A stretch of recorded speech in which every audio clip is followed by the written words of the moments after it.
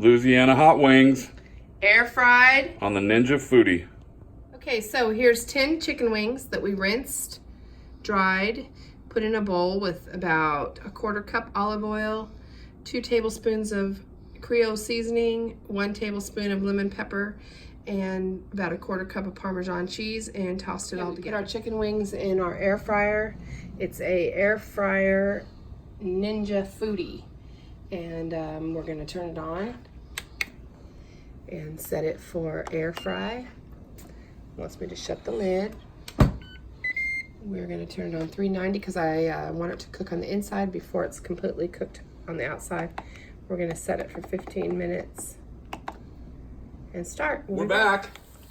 Okay, we're gonna flip these over and cook them for another 9 minutes on the other side. All right, we're back. And here you go. I don't know if you can hear them sizzling, but here they are, nice and crunchy and brown.